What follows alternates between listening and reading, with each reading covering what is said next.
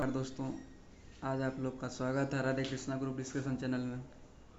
चलिए देखते हैं आज का करंट अफेयर्स। आज तारीख है 16 जुलाई 2025। पहले हम देखते हैं आज का सुविचार। आशावाद वह विश्वास है जो उपलब्धि की ओर ले जाता है। आशा और आत्मविश्वास के बिना कुछ भी संभव नहीं है। चलिए अब हम लोग आज का क्वेश्चन देखते हैं। बताइएगा, भारतीय अंतरिक्ष यात्री शुभांशु शुक्ला ने 18 दिन के अंतरिक्ष प्रवास के बाद किस नदी तट पर वापसी की है? तो याद रखिएगा, ये कैलिफोर्निया के तट पर वापस आए हैं। कैलिफोर्निया के तट पर वापस आए हैं। चलिए अगला क्वेश्चन का जवाब दीजिएगा। बताइएगा, राष्ट्रपति श्रीमती द्रौपदी मुर्मू ने कितने सदस्य को राज्यसभा के लिए मनोनीत किया है? याद रखिएगा, राज्यसभा के लिए 4 सदस्य को मनोनीत किया गया है। कितने सदस्य को मनोनीत किया गया है? तो 4 सदस्य को मनोनीत किया गया है। चलिए अगला क्वेश्चन देखते हैं। बताइएगा, वाणिज्य एवं उद्योग मंत्रालय ने राष्ट्रीय स्टार्टअप पुरस्कार NSA के किस संस्करण के लिए आवेदन किया है? तो किस संस्करण के लिए आवेदन किया है? तो 5वें संस्करण के लिए आवेदन किए हैं। बताइएगा अगला क्वेश्चन। बताइएगा, केंद्रीय मंत्री श्री नितिन गडकरी ने किस राज्य में 9वां राष्ट्रीय राजमार्ग परियोजना का उद्घाटन और शिलान्यास किया है? तो याद रखिएगा, कर्नाटक में 9वां राष्ट्रीय राजमार्ग परियोजना का उद्घाटन किया है। चलिए अगला क्वेश्चन देखते हैं। बताइएगा, किसके द्वारा नई दिल्ली में ट्रेड वॉच क्वार्टरली का तीसरा संस्करण लॉन्च किया है? ट्रेड वॉच क्वार्टरली का तीसरा संस्करण किसके द्वारा लॉन्च किया गया है? तो याद रखिएगा, नीति आयोग के द्वारा ट्रेड वॉच क्वार्टरली संस्करण लॉन्च किया गया है। याद रखिएगा, नीति आयोग का अध्यक्ष श्री नरेंद्र मोदी होते हैं। चलिए अगला क्वेश्चन का जवाब दीजिए। बताइएगा, स्वच्छ सर्वेक्षण 2024 के रैंकिंग में कौन सा शहर 44वें स्थान से सुधार कर तीसरे सबसे स्वच्छ शहर बन गया है?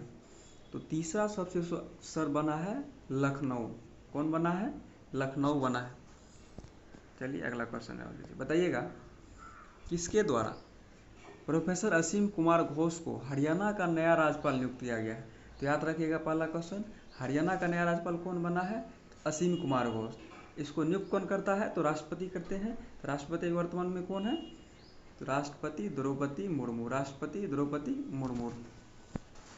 चलिए अगला क्वेश्चन का जवाब दीजिए। बताइएगा, भारत ने सऊदी फर्म मादेन कंपनी के साथ कितने वर्ष के लिए DAP उर्वरक के लिए समझौता किया है? ये 5 वर्ष के लिए समझौता किया। कब कितने वर्ष के लिए किया है? 5 वर्ष के लिए समझौता किया। बताइएगा, किस राज्य में एशिया का सबसे बड़ा जंगल सफारी विकसित किया जाएगा? एशिया का सबसे बड़ा जंगल सफारी, याद रखिएगा, ये है हरियाणा राज्य। कहाँ है? हरियाणा राज्य। चलिए अगला क्वेश्चन का जवाब लीजिए। बताइए तो, किस देश के पूर्व राष्ट्रपति मोहम्मद बुहारी का निधन हो गया है? तो मोहम्मद बुहारी का निधन हो गया। तो ये कहाँ के पूर्व राष्ट्रपति हैं? तो याद रखिएगा, ये नाइजीरिया। कहाँ के राष्ट्रपति थे? तो नाइजीरिया के थे। बताइएगा, कहाँ शल्य तंत्र पर आधारित तीसरे राष्ट्रीय सम्मेलन शल्यकोन 2025 का उद्घाटन किया गया है? शल्यकोन 2025 का उद्घाटन किया गया है। कहाँ किया गया है? तो नई दिल्ली में। कहाँ किया गया है? तो नई दिल्ली में किया गया है। बताइएगा, हाल ही में कोल इंडिया की पहली पूर्णतः महिला संचालित डिस्पेंसरी का उद्घाटन कहाँ किया गया है? याद रखिएगा, साउथ ईस्टर्न कोलफील्ड लिमिटेड के द्वारा ये उद्घाटन किया गया है। चलिए अगला क्वेश्चन का सवाल लीजिएगा। बताइएगा, महाराष्ट्र विधानसभा द्वारा जन सुरक्षा विधेयक 2024 पारित किया गया है। तो किस विधानसभा द्वारा? तो सीधी सी बात है, ये महाराष्ट्र विधानसभा द्वारा जन सुरक्षा विधेयक पारित किया गया है। चलिए अगला क्वेश्चन का सवाल लीजिए। बताइएगा, डॉक्टर मनसुख मंडाविया ने 18 से 20 जुलाई 2025 को कहाँ युवा आध्यात्मिक शिखर सम्मेलन घोषणा की है? ये कहाँ किया है? तो याद रखिएगा, वाराणसी में युवा आध्यात्मिक शिखर सम्मेलन की घोषणा क्या है? चलिए अगला क्वेश्चन का जवाब लीजिएगा, बताइएगा। हाल ही में किस राज्य ने प्रौद्योगिकी संचालित अभियान के माध्यम से 75 छोटी नदियों को पुनर्जीवित करने की पहल शुरू किया है? तो कौन शुरू किया है? ये यूपी किया है। कौन सा राज्य किया है? यूपी किया है। चलिए आज हम लोग 5 स्टैटिक जी के लिए हैं, तो आप लोग जवाब दीजिएगा करेंट अफेयर्स में, कमेंट में आप लोग भी जवाब दीजिएगा। बताइएगा किसने दीन ए इलाही धर्म की स्थापना की? किसने दीन ए इलाही धर्म की स्थापना किया था? तो याद रखिएगा, दीन ए इलाही धर्म की स्थापना अकबर ने किया था। किसने किया था? अकबर ने किया था। और कब किया था? तो 1582 में। कब किया था? 1582 में किया था। और इस धर्म को पहला हिंदू अपनाने वाला कौन था? तो याद रखिएगा, ये था बीरबल। कौन था? बीरबल।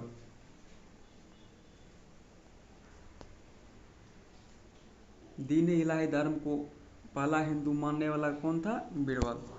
चलिए अगला क्वेश्चन देखते हैं, बताइएगा। निम्नलिखित में कौन सा पौधे में प्रकाश संश्लेषण की प्रक्रिया का मुख्य अंग है? तो मुख्य अंग क्या है? पत्ती है। क्या है मुख्य अंग? मुख्य अंग पत्ती है।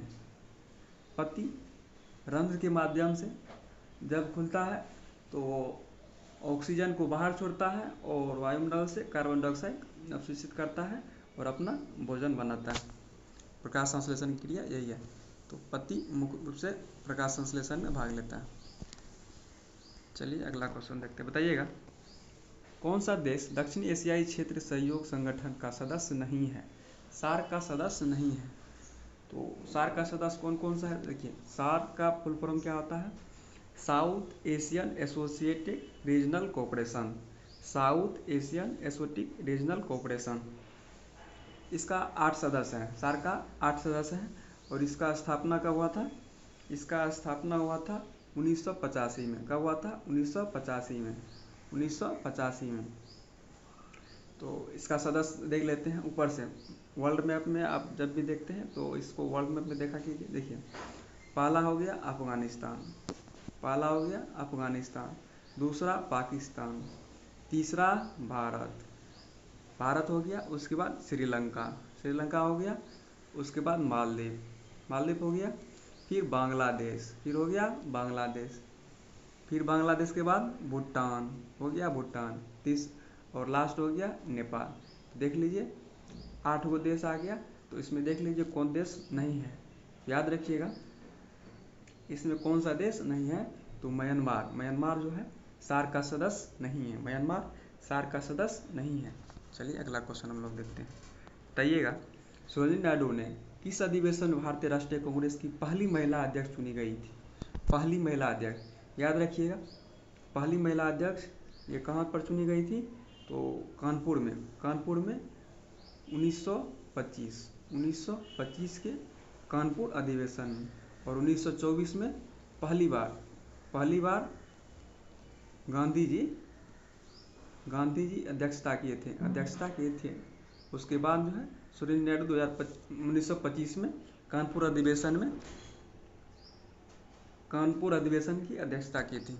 कानपुर अधिवेशन की अध्यक्षता की। याद रखिएगा, भारत की पहली महिला और कांग्रेस में दूसरी महिला।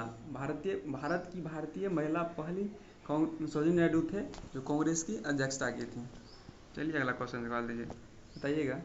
भारत सरकार का कौन सा निकाय कानून और नीतियों को लागू करने के लिए उत्तरदायित्व है? तो कानून और नीतियों को लागू करने के लिए कार्यपालिका है।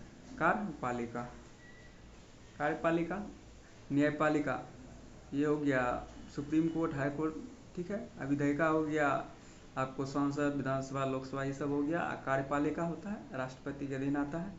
नीति आयोग तो समझिए कर रहे हैं, ये योजना आयोग के स्थान पर 2015 में लाया गया था नीति आयोग, जिसका अध्यक्ष श्री नरेंद्र मोदी होते हैं। चलिए दोस्तों, आज के लिए इतना ही। आप लोग को अच्छा लगता है तो लाइक, कमेंट, शेयर क्या कीजिए। कमेंट तो अवश्य कीजिए, आपको कैसा लगा हमें भी पता चले। चलिए आज के लिए इतना ही, धन्यवाद।